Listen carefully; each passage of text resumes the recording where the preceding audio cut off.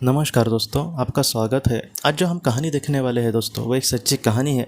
ये लिबेरा नाम के एक महिला की कहानी है जो सूडान देश की रहने वाली थी। वो ये कहती है कि उनके देश में पूरी तरीके से अस्थिरता होती है और वहाँ पर अचानक क्या हो जाए वो हम नहीं कह सकते। वो ये कहती है कि एक दिन की बात है कि जब वो रास्ते से जा रही थी, तब अचानक उसने गोलीबारी की आवाज़ सुनी। पहले तो उसको ये लगा कि थोड़ा सा वो दूर चल रही है बातें, लेकिन बाद में उसको पता चला कि उसके थोड़ा सा दूर ही ऐसे एक दूसरे को लोग निशाना ले रहे थे।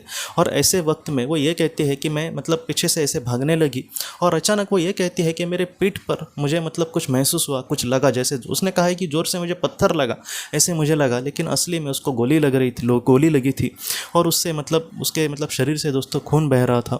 लिबेरा हमसे ये कहती है कि उसके बाद वो किसी तरीके से एक दुकान के कॉर्नर में पहुंची और वहाँ पर ही वो गिर पड़ी। वो ये कहती है कि उसके आंखों के सामने पूरी तरीके से अंधेरा छा गया था और उसके बाद वो ये कहती है कि जब उसको होश आया तब वो एक अलग ही दुनिया में थी दोस्तों। वो ये कहती है कि एक स्वर्ग जैसे एक बहुत ही सुंदर वो दुनिया थी।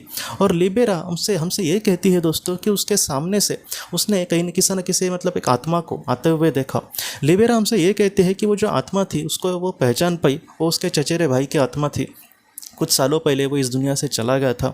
आज इस दुनिया में वो बहुत ही खुश लग रहा था और वो लिबेरा को कुछ इस तरीके से इशारे कर रहा था कि यहाँ पर देखो, यहाँ पर कितनी सुंदरता है। मैं आज तुम्हें यहाँ पर देखकर बहुत ही खुश हो गया हूँ। मेरा जो आशीर्वाद है वो हमेशा तुम्हारे साथ है।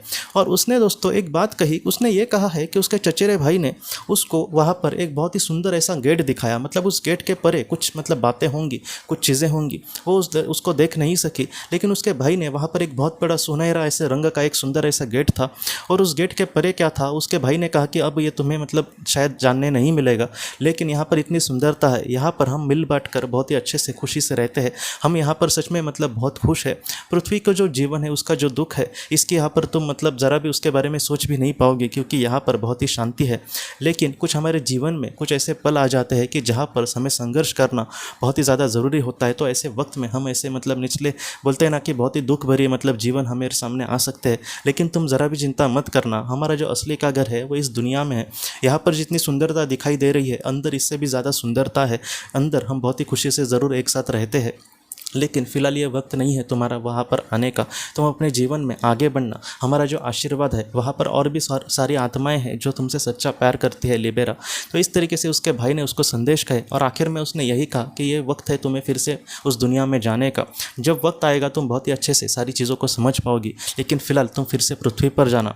लिबेरा ये कहते हैं कि मुझे ज़रा भी इच्छा नहीं थी जाने की, क्योंकि वहाँ पर मैं बहुत ही दुख भरी ज़िंदगी जी रही थी, बहुत ही गरीबी में अपने दिन काट रही थी। लेकिन उसके भाई ने उसको विश्वास दिलाया कि हमेशा ऐसे दिन नहीं रहने वाले, तुम जितना हो सके जीवन में आगे बढ़ना, तुम्हारे परिवार को तुम्हारी बहुत ज़रूरत है। और उसके बाद वो ये कहती है कि उसको ये बात पता चली कि कहीं ना कहीं उसका जो संघर्ष था वो जीवन में इम्पोर्टेंट था और बाद में उसके परिवार वालों को या फिर और भी समाज को वो कुछ अच्छा कुछ दे सकती थे। ऐसे उसके दिल में आया था। वो किस तरीके से कार्य करेगी उसको कुछ भी पता नहीं, लेकिन बाद में दोस्तों वो फिर से पृथ्वी पर लौट आई। और जब उसको होश आया तब कुछ लोग दोस्तों उसको अस्पताल में लेकर गए थे और वहाँ पर उसको होश आया था। और लिबेरा ये कहते हैं कि बहुत मशक्क़त से डॉक्टर ने भी कहा कि इनका बचना मुश्किल था, लेकिन एक चमत्कार ने कहीं ना कहीं उनको बचाया। उसके शरीर से वो गोली निकाली गई, उनको बाद में कुछ खून की भी ज़रूरत पड़ी और धीरे धीरे वो ठीक हो गई।